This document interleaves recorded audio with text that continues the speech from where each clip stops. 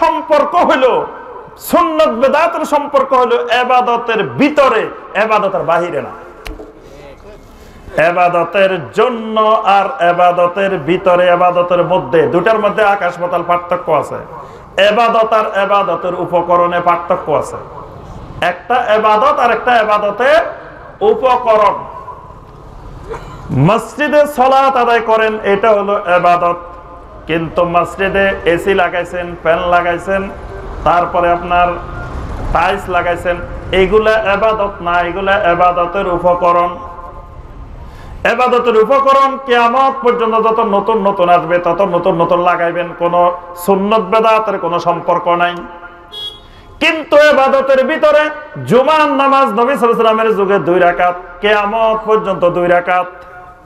জুমার নামাজের 2 রাকাত নামাজ 4 রাকাত বানাইতে পারবেন না, কিন্তু এসি লাগাইতে পারবেন, ফ্যান লাগাইতে পারবেন, সব লাগাইতে পারবেন, কোনো অসুবিধা নাই।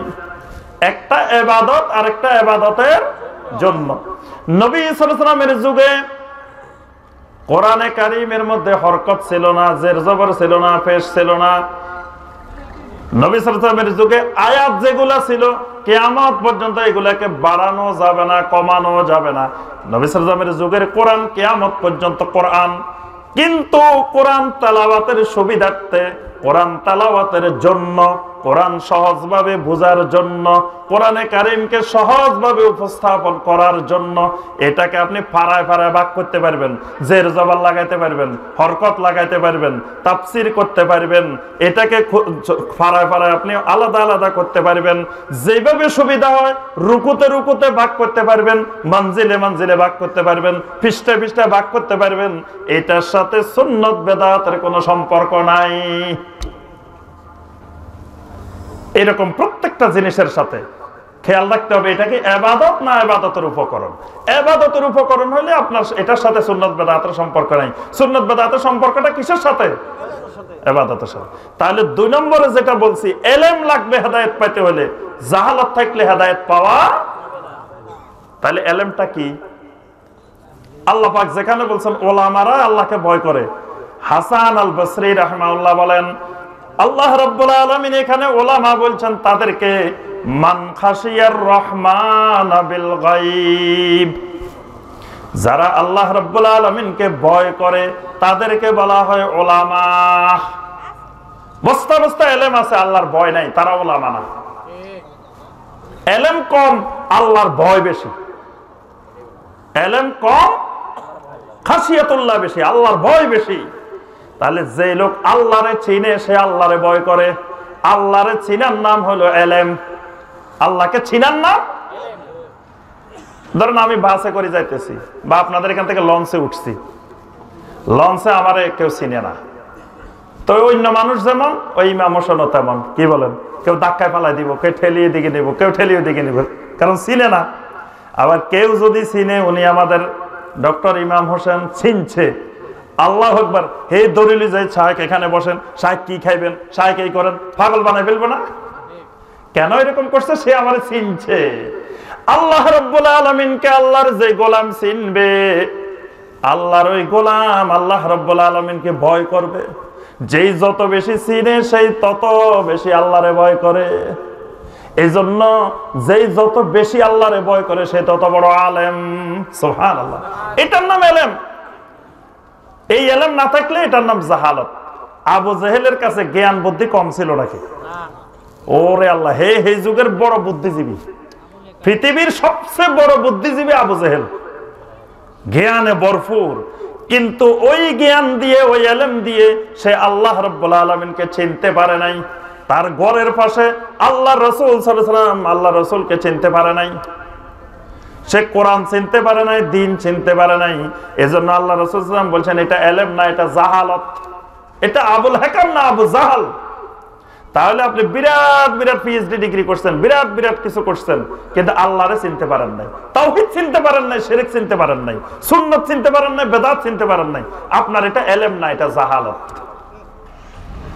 আর যে কম ইলম আছে কিন্তু কম ইলম দিয়ে কোনটা সুন্নাত কোনটা বেদাত চিনে গেছে। একজন ধরেন বিরাট আলেম, খতম পড়ি পড়ি খায়, কি বলেন, খতম পড়ে, খতম বুঝেন নেই? সবিনা খতম, রাতের খতম, দিনের খতম, দুপুরের খতম, সন্ধ্যার খতম, অনেক খতম আছে, বিভিন্ন রকমের খতম পড়ি পড়ি খায়, আল্লাহর ভয় নাই। আরেকজন সাধারণ মানুষ, সে খতম পড়েও না পড়ায়ও না। কি বলেন? তাহলে আল্লাহর ভয় কার মধ্যে বেশি? পড়েও না পড়ায়ও না, এর মধ্যে বেশি। একজন আছে সকালেও মিলাদ, দুপুরেও মিলাদ, রাত্রেও মিলাদ, সন্ধ্যায় মিলাদ, মিলাদের ব্যবসা করে খায়। আরেকজন আছে, মানে মিলাদ খারাপ জিনিস না, আবার মিলাদের আলোচনা আজকে করতেছি না, মিলাদের আলোচনা করলে 2 ঘন্টা লাগবে। মিলাদ ঠিক আছে, কিন্তু মিলাদের নামে যেই কবিতা, যেই গান, এগুলো ঠিক নেই। এই মিলাদের বিকৃত করে, মিলাদের নামে এই ব্যবসা করে খায়, এমনি বড় আলেম। আবার আপনার বিভিন্ন রকমের তাবিজের ব্যবসা করে খায়, তামিমের ব্যবসা করে খায়, এমনি বড় আলেম। আল্লাহর ভয় নাই, খাশিয়াতুল্লাহ নাই, বস্তা বস্তা এলেম আছে কিন্তু আল্লাহর ভয় নেই। আর একজন সাধারণ মানুষ এলেম কম কিন্তু আল্লাহকে ভয় করে, সুবহানাল্লাহ। তাহলে আল্লাহ পাক বলছেন ওই আলেম হলো কম এলেম ওয়ালা। এটা শাইখুল ইসলাম ইমাম ইবনে তাইমিয়া রাহমাতুল্লাহ আলাইহি বলেন, কয় বিরাট আলেম বিরাট মুশরিকও হইতে পারে, বিরাট আলেম বিরাট বেদাতিও হইতে পারে। আলেম বড় মানি শিরক চিনে ফেলছে, বেদাত চিনে ফেলছে তা না। বিরাট আলেম মানি সুন্নাত চিনছে, বেদাত চিনছে তা না। জাহেলি যুগে সবচেয়ে বড় আলেম ছিল মক্কায় ইবনে হুবায়রা। কি নাম? মূর্তি পূজার আবিষ্কার করছে মক্কাতে ইবনে হুবায়রা, সবচেয়ে বড় আলেম যিনি, উনি মূর্তি পূজার আবিষ্কারক। তাহলে বোঝা যায় আলেম বড় হইলে যে শিরক করবে না তা না, আলেম বড় হইলে যে বেদাত করবে না তা না। বড় আলেম বড় বেদাতি, বড় আলেম বড় মুশরিক হইতে পারে, কারণ শিরকটা এত সূক্ষ্ম বিষয়, বেদাত এত সূক্ষ্ম বিষয়। বিশাল এক কালো পাথরের পাহাড়, কালো পাথরের পাহাড়ের ভিতরে অমাবস্যার রাত্রিতে, অন্ধকার রাত্রিতে একটা কুচকুচে কালো সাপ, এটার নাম শিরক। রাতটা অন্ধকার, পাহাড়টা কুচকুচে কালো, সাপটাও কালো রঙের। এই সাপের খুঁজে বের করা, এই সাপের দেখা, এটা খুব জটিল বিষয়। এটা বিরাট এলেম আছে, ওই বিরাট এলেম দিয়ে নাও দেখতে পারে, আবার অল্প এলেম দিয়ে দেখে গেছে। ঘরের মধ্যে গোখরা সাপ একটা বসে দিছে। গোখরা সাপের আপনারা কি করেন? হ্যাঁ, এই দেশে গোখরা সাপের কি বলে? হ্যাঁ, জাতি সাপ। আচ্ছা, এই সাপ একটা ঘরের কোনায় বসে দিছে। ঘরের মধ্যে মুরব্বী আছে, বড় বড় লোকেরা আছে, কেউ দেখে নাই। ছোট্ট একটা বাচ্চা দেখে গেছে। দেখে গেছে কে? ছোট একটা বাচ্চা। তাহলে বোঝা যায় ওই গোখরা সাপ বড় বড় মুরব্বীরা নাও দেখতে পারে, বড় বড় আলেম, বড় বড় বুজুর্গ, বড় বড় জ্ঞানী নাও দেখতে পারে, কিন্তু অল্প আলেম কিন্তু দেখে গেছে। শিরকটা এরকম, বেদাতটা এরকম। এজন্য শিরক বেদাত মুক্ত হতে পারা মানে হেদায়েত পাওয়া। এজন্য হেদায়েত পাইতে হলে 2 নম্বর বৈশিষ্ট্য যেটা, সেটা কি লাগবে? যেই এলেমে তাওহীদ আর বেদাত শিরক চিনা যায়, যেই এলেমে সুন্নাত আর বেদাত চিনা যায়, এরকম এলেম লাগবে। জাহালত থাকা যাবে না, জাহালত থাকলে হেদায়েত পাওয়া যাবে না। 3 নম্বরে আসেন, তাকলিদে আমা থাকা যাবে না। কি থাকা যাবে না? তাকলিদে আমা। তাকলিদ খারাপ জিনিস না, কিন্তু তাকলিদে আমা খারাপ জিনিস। মানে একেবারে চোখ বন্ধ করি অন্ধ অনুসরণ করা, এটা খারাপ। কিন্তু চোখ খোলা রাখি রাস্তা দিয়ে হাঁটছেন, কোন বেগানা নারীর দিকে তাকান নাই, এটা ভালো। কিন্তু চোখ বন্ধ করে রাস্তা দিয়ে হাঁটতেছেন, যে কোনো বেগানা নারীর দিকে তাকাইবেন না, তো রিক্সার নিচে পড়বেন, গাড়ির নিচে পড়বেন। কি বলেন? আপনি যদি কোন হুজুর একেবারে রাস্তা দিয়ে হাঁটমো, চোখ একবারও খুলবো না, কারণ চোখ খুললেই গুনাহ, চোখ খুললেই গুনাহ, চারিদিকে তাকানো লাগে, এই জন্য কোনো দিকে চোখ খুলবো না, বন্ধ করে হাঁটমো। আপনার উদ্দেশ্য কিন্তু সৎ, উদ্দেশ্য কিন্তু ভালো, আপনি যে গুনাহ করবেন না এই জন্য চোখ বন্ধ করে গেছেন। কিন্তু রাস্তা দিয়ে তো খালি আপনি চলেন না, রাস্তা দিয়ে বাসও চলে, ট্রাকও চলে, রিক্সাও চলে, কত কিছু চলে। চোখ বন্ধ করে রাখলে তো আপনি ওই গুনাহ থেকে বাঁচতে যায় নিজেও বাঁচতে পারবেন না, গুনাহ থেকে বাঁচতে যায় নিজে শেষ। আমাদের দেশে দেখবেন জওয়ান কালে হজে যায় না, কোন সময় যায়?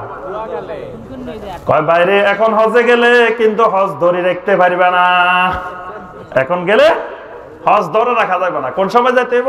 ছেলে বিয়ে দিছ, মেয়ে বিয়ে দিছ, একবারে বুড়া হয়ে গেছ, রিটায়ার্ড হওয়ার কাছাকাছি হয়েছে বা রিটায়ার্ড হয়ে গেছ, এমন সময় যাইতে হইব। কেন ওই সময় যাইতে হইব? হজ ধরে রাখতে হইব। তা আমি বলি বাইরে, হজ ধরে রাখার বয়স যখন হয়েছে, অজু ধরে রাখার বয়স চলে গেছে। তুমি হজ ধরতে যাই, তোমার অজুয়ে নাই। দেখবেন আল্লাহু আকবার, আমাদের কত মুরব্বী হজে গেলে মিনাতে, আরাফাতে, মুজদালিফা কাপড় চোপড় একবারে ময়লা করে ফেলছে। কারণ টয়লেটে কয়জনের লাইন ধরতে হয়? 10 জন, 12 জন, 15 জন, 20 জনের লাইন ধরতে হয়। তা একজন মুরব্বীর পক্ষে এতক্ষণ লাইন ধরে কষ্ট করে দাঁড়িয়ে থাকা কঠিন না? তো যে সময় ওনার হজ ধরে রাখার বয়স হয়েছে, ওই সময় টয়লেট ধরে রাখার বয়স নাই, ওই সময় ওযু ধরে রাখার বয়স নাই। এখন যে সময় আপনার বয়স হয়েছে, যেই সময়ের ভিতরে আপনার ওই যেই এলেমের আমরা বলি যে তাকলিদে আমার কথা বলতেছেন, যে আপনি গুনাহ থেকে বাঁচতে যাই, গুনাহ থেকে বাঁচতে যাই, নিজেই বাঁচলেন না। এজন্য চোখ আল্লাহ পাক বন্ধ রাখতে বলেন নাই। সূরা আন-নূরের 30 আর 31 আয়াত দুটাই দেখেন, পুরুষের হেজাব, নারীর হেজাব। আল্লাহ কি বলছেন? আল্লাহু আকবার, সবাই বলেন আল্লাহু আকবার। কোরআনের ওহী দেখেন কত যুক্তিপূর্ণ। কুল লিল মুমিনিনা ইয়াগুদ্দু মিন আবসারিহিম, 31 নম্বর আয়াত। ওয়া কুল লিল মুমিনাতি ইয়াগদুদনা মিন আবসারিহিন্না, পুরুষ মুমিনদেরকে বলে দেন, ইয়াগুদ্দু মিন আবসারিহিম, তাদের চোখগুলোকে যেন সংযত রাখে, অবনত রাখে। ওয়া কুল লিল মুমিনাতি ইয়াগদুদনা মিন আবসারিহিন্না, মুমিন নারীদেরকে বলে দেন যেন তাদের চোখগুলোকে সংযত রাখে। চোখ বন্ধ করতে আল্লাহ বলেন নাই, চোখকে খোলা রাখতে বলছেন। চোখ কান খোলা থাকবে, এটার নাম লবণ জ্ঞান। লবণ জ্ঞান বুঝেন? লবণ জ্ঞান বুঝে না। কোরআনের ভাষায় হেকমা, বাংলায় হলো লবণ জ্ঞান। মানে লবণ জ্ঞান হলো তরকারির মধ্যে লবণ কদ্দুর দিবেন, এটার জ্ঞান থাকতে হবে। বেশি দিলেও খাইতে পারবেন না, কম দিলেও খাইতে পারবেন না, ঠিক মতো দিবেন। যে যত বেশি ঠিক মতো দিতে পারে, সে তত বড় রাঁধুনি। কি বলেন? এই জন্য একজন দাঈল আল্লাহ লবণ কতটুকু দিবে এই জ্ঞান থাকতে হবে। কোন জায়গায় লবণ কতটুকু লাগবো, কোন তরকারিতে কতটুকু লাগবো, আমতলিতে কতটুকু লাগবো, আর ঢাকা কতটুকু লাগবো, তারপরে বরিশালে কতটুকু লাগবো, এই জ্ঞান থাকতে হবে। এটার নাম হলো কি? লবণ জ্ঞান। এইরকম আল্লাহ সুবহানাহু ওয়া তাআলা বলতেছেন, চোখ খোলা রাখো, কিন্তু চোখটাকে সংযত রাখো। সংযত মানে তুমি একবার তাকায় ফেলছো, ইয়া আলী লা তাত্তাবিন নাযারাতান নাযরা ফা ইন্না লাকাল উলা ওয়া লাইসাত লাকাল আখিরাহ। ও আলী, রাস্তা দিয়ে যখন হাঁটবে, প্রথমবার দৃষ্টি পড়ে গেলে খবরদার দ্বিতীয়বার আর দৃষ্টি দিবে না, কারণ প্রথম দৃষ্টি তোমার, দ্বিতীয় দৃষ্টি শয়তানের। তাহলে রাস্তা দিয়ে যখন হাঁটবেন, চোখ খোলা রাখবেন, একবার তো পড়বে। কি বলেন? নবী সাল্লাল্লাহু আলাইহি ওয়াসাল্লাম মানা করেন নাই যে একবার পড়া যাবে না, চোখ বন্ধ করে হাঁটো। এই কথা আল্লাহ রাসূল সাল্লাল্লাহু আলাইহি ওয়াসাল্লাম ওমরের যুগে এক যুবক রাস্তা দিয়ে হাঁটতেছে, একেবারে পড়ে যাইতেছে, মানে এমন ভাবে হাঁটতেছে।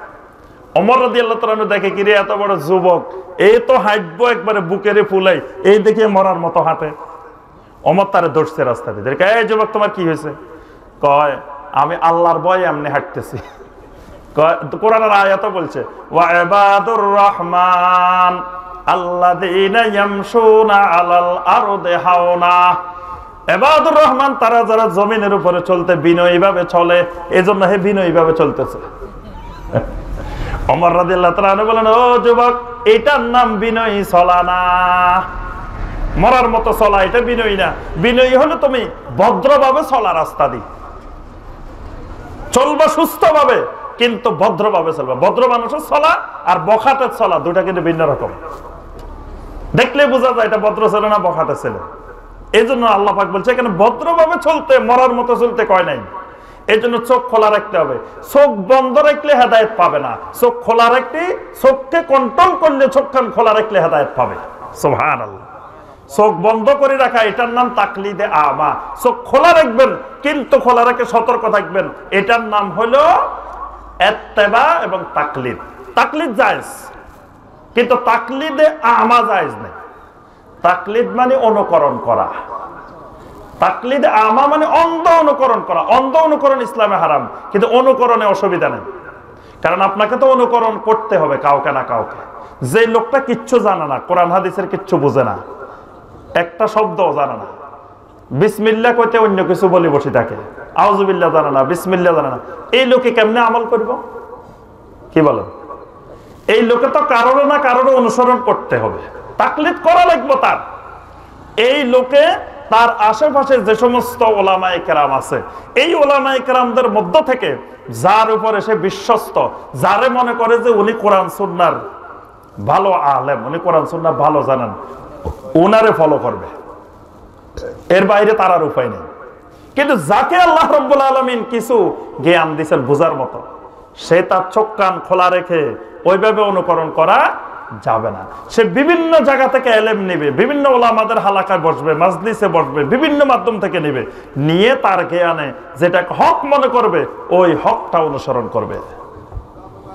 এই জন্য আমরা বলি, ওলামায়ে মদিনা বলেন যে এক মাযহাব যদি ফলো করেন, ওহির অনেক কিছু আপনার আমল থেকে বাদ পড়ে যাবে, অনেক সহিহ হাদিসের আমল বাদ পড়ে যাবে।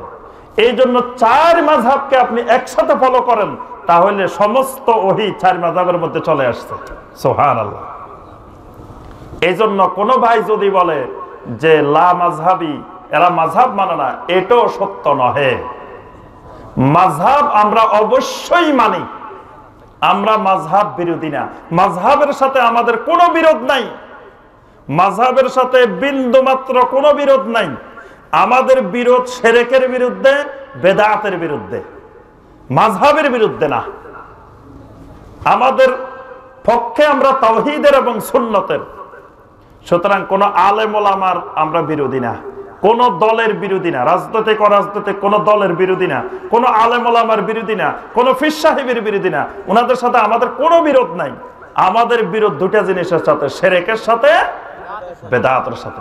এজন্য আমাদেরকে উপাধি দিবেন লা শিরকি লা বেদাতি, যে এরা শিরক করে না, এরা বেদাত করে না, এরা লা শিরকি লা বেদাতি। আল্লাহর ওয়াস্তে কোন ভাই, আমি সকল ভাইদেরকে অনুরোধ করব অত্যন্ত বিনয়ের সাথে, আমাদেরকে আর কখনো কোন ভাই লা মাযহাবি বলবেন না।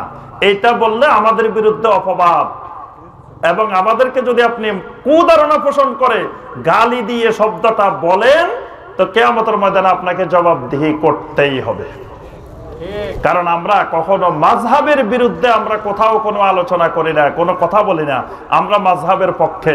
ইমাম আবু হানিফা রাহমাতুল্লাহ আলাইহি আমরা সর্বোচ্চ সম্মান দিয়ে থাকি, তার আকীদা ফলো করি, আমরা তার ফিকহি মাসআলা মাসাইল ফলো করি। মুহাম্মদ বিন সালেহ আল উসাইমিন রাহিমাহুল্লাহ, যিনি গত শতাব্দীর সারা দুনিয়ার মধ্যে সবচেয়ে বড় ফকিহ ছিলেন, তিনি বলছেন যেই এলাকায় যেই মাযহাব প্রতিষ্ঠিত, সেই এলাকার মুসলিমেরা তার মূল মাযহাব থাকবে ওই মাযহাবটাই। যে এলাকায় হানাফি মাযহাব, সেই এলাকার ভাইয়েরা হানাফি মাযহাব, যে এলাকায় শাফি, সেই এলাকায় শাফি, যে এলাকায় মালিকি, সেই এলাকায় মালিকি। কিন্তু এককভাবে ওই মাযহাবের তাকলিদে আমা করবে না, অন্ধ অনুকরণ করবে না। প্রত্যেকটা মাযহাবের মধ্যে কিছু কিছু মাসআলায় দুর্বল হাদিস নির্ভর মাসআলা আছে, কিয়াস নির্ভর মাসআলা আছে। এই মাসালাগুলোর ক্ষেত্রে অন্য মাযহাবে যদি সহিহ হাদিস পাওয়া যায়, সেটা অনুসরণ করবে। বাকি যেগুলো ওই মাযহাবের সহিহ হাদিস, সহিহ আমল, সেগুলো ওই মাযহাব অনুযায়ী করবে, কোনো অসুবিধা নেই। এইভাবে সারা দুনিয়ার মুসলিম মাযহাবকে ফলো করবে, অর্থাৎ একটা মাযহাবকে অন্ধভাবে অনুকরণ করবে না, 4টা মাযহাবকে অনুকরণ করবে। যেই মাযহাবের আমলটা বিশুদ্ধ দলিল দ্বারা প্রতিষ্ঠিত, ওইটা আমল করবে। এটা যার মাযহাব হোক, ব্যক্তি মূল বিষয় না, আমাদের কাছে দলিল মূল বিষয়। এটা হলো আপনার এই ওলামায়ে মদিনার মানহাজ, ওলামায়ে মদিনার মাযহাব। তাহলে আমরা 4 মাযহাবের বিরোধী না। তাহলে বাংলাদেশে কিন্তু সমস্ত ওলামায়ে কেরাম 4 মাযহাবের পক্ষে, কোন আলেম 4 মাযহাবের বিরোধী না, আমরাও 4 মাযহাবের বিরোধী না।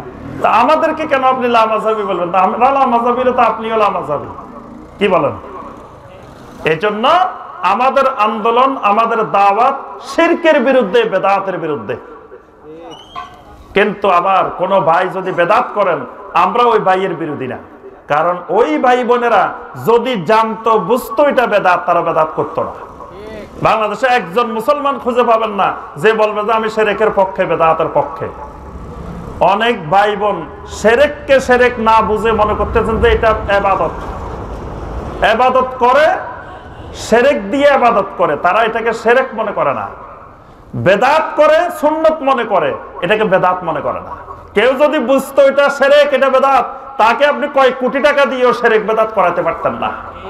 কারণ প্রত্যেকটা মুসলমান ভাই বোন এই দেশের সবাই চায় আমার আখিরাত সুন্দর হোক, কেউ চায় না আমার আখিরাত বরবাদ হোক, কিন্তু সে বুঝতে পারে না যে এটা শিরক, এটা বেদাত। এজন্য আমরা কোন ব্যক্তির অন্ধ অনুকরণ করব না। হেদায়েত পাইতে হলে চোখ কান খোলা রেখে ইত্তেবা করতে হবে, সালাফদের অনুসরণ করতে হবে, অনুকরণ করতে হবে। এজন্য যদি বলেন যে ডক্টর ইমাম হোসেন যা কয় সব মানবো, আর কারো কথা মানবো না, আপনি এক নম্বর গোমরাহ। আপনি হেদায়েতের উপরে নাই, হেদায়েত পাইবেনও না কোনোদিন। এই জন্য আপনি সব উলামায়ে কেরামদের কথা শুনবেন, সবার থেকে ইলম নেবেন। সাহাবায়ে কেরাম একজনের সাথে রশি বাঁধেন নাই। সাহাবায়ে কেরাম ইলম নিতেন সব বড় বড় সাহাবীদের থেকে, তাবেঈন ইকরাম সব বড় বড় সাহাবী থেকে ইলম নিতেন, তাবেঈনেরা বড় বড় সাহাবী থেকে ইলম নিতেন। এজন্য আমরা ইলম নিব অনেকের থেকে, এবং সেটা যারটা কোরআন সুন্নাহর সাথে মিলবে তারটা অনুসরণ করব। ব্যক্তি মূল বিষয় না, আমাদের মূল বিষয় কি? ওহী। তাহলে কটা গেল? 3টা। 4 নম্বর পয়েন্টে আসুন, সংক্ষেপে আমরা শেষ করে দিব, শীতের রাত আর বেশি বিলম্ব করব না। 4 নম্বর পয়েন্ট হইল আত-তাআসসুব। তাআসসুব মানে দলবাজি। দলবাজি বুঝেন? দলবাজি, গ্রুপবাজি, ফেরকাবাজি, এটাকে আরবি কোরআন হাদিসের ভাষায় বলা হয় তাআসসুব। তাআসসুব যার মধ্যে ঢুকছে, এই আল্লাহর বান্দা কোনোদিন হেদায়েত পাবে না। তাআসসুব মুক্ত না হইলে, দলবাজি মুক্ত না হইলে আল্লাহর বান্দা হেদায়েত পাবে না।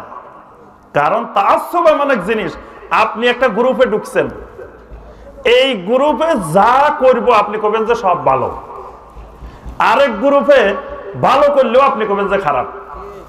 কারণ আপনি দলগতভাবে আপনার ভিতরে ওই দল আপনি পছন্দ করেন না, এই জন্য এই দলে যা করব সব খারাপ। আর আপনি যে দল পছন্দ করেন, ওই দলে খারাপ করলেও আপনি কবেন যে না, এইটা ভুল হইলে আমাদের এত বড় হুজুর করতে পারে না। মানে দলবাজি ঢুকে গেছে আপনার মধ্যে।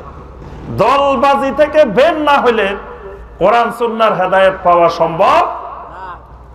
এই জন্য আল্লাহ রাসূল সাল্লাল্লাহু আলাইহি ওয়াসাল্লাম বলছেন, যে দলবাজি করে, তাআসসুব করে, সে আমার উম্মতেই না। এজন্য দলবাজি থেকে বাইরে হতে হবে। একবার আনসার আর মুহাজিরদের মধ্যে দুইজন, একজন আনসার একজন মুহাজির, একজন আরেকজনের ঘুষি দিছে। ঘুষি দেওয়ার পর আনসার ডাকতেছে, ইয়া মাশারাল আনসার, ও আনসারেরা কোথায়? ওই মুহাজিরেরা সুদূর মক্কা থেকে আসি, এখানে আসি আমাদেরকে মারে। এদের বাড়িঘর রয়েছে কোথায়? 450 মাইল দূরে মক্কা থেকে আসে এরা। দেখবেন আমাদের দেশে কিছু লোক বিভিন্ন জায়গা থেকে স্বাধীনতার সময় বিভিন্ন সময় আসছে না, এরা কিন্তু কিছু কইলে বাকিরা কয়, আরে মিয়া আমরা এই দেশের স্থানীয় বাসিন্দা, তোমরা ওখান থেকে উড়িয়ে আসছো। কয় এই আনসাররা সবাই আসো। আবার মুহাজিরদের মধ্যে থেকে যিনি, উনি কয় এই মুহাজির ভাইয়েরা তোমরা কোথায়? আনসারে আমারে মারতেছে, আসো। আল্লাহ রাসূল সাল্লাল্লাহু আলাইহি ওয়াসাল্লামের কাছে এই খবর গেল। আল্লাহ রাসূল সাল্লাল্লাহু আলাইহি ওয়াসাল্লাম বলেন, আহারে তোমরা কি আবার সেই জাহিলিয়াতের দিকে ফিরে যাচ্ছ? এটা হলো সবচেয়ে বড় জাহিলিয়াত, যে মুসলিমে মুসলিমে গ্রুপবাজি করবে, দলবাজি করবে, করে নিজেরা নিজেরা মারামারি করবে। মারামারি করি, যে মারে হে কয় মুজাহিদ, যারে মারছে হে কয় শহীদ। মুসলমানে মুসলমানে লাঠালাঠি করে বলে জিহাদ করে, নাউজুবিল্লাহ। এক মুসলিম আরেক মুসলমানকে হত্যা করা কুফরি, ওয়া কিতালুহু কুফরুন, স্থায়ীভাবে জাহান্নামে যাবে কেউ যদি কোনো মুমিনকে ইচ্ছাকৃতভাবে হত্যা করে। যে মারে সেও জাহান্নামে, যে মরে সেও জাহান্নামে। সাহাবায়ে কেরাম জিজ্ঞাসা করলো, ইয়া রাসূলুল্লাহ সাল্লাল্লাহু আলাইহি ওয়াসাল্লাম, যে মারে সে জাহান্নামে তো বুঝলাম, যে মরে? নবী সাল্লাল্লাহু আলাইহি ওয়াসাল্লাম বলেন, হেও তো মারতে আসছে, সুযোগ পায় না, এদিকে মরে গেছে। সুযোগ পাইলে তো হেও আরেকজনের মারি ফেলতো। এই জন্য তাআসসুব থাকা যাবে না, দলবাজি থাকা যাবে না। দলবাজি মুক্ত না হয়ে আপনি যদি একটু বিবেককে কাজে না লাগান, কোনটা হক কোনটা সহি, এটা যদি বিবেক দিয়ে বোঝার চেষ্টা না করেন আপনি কোনোদিন হেদায়েত পাবেন না।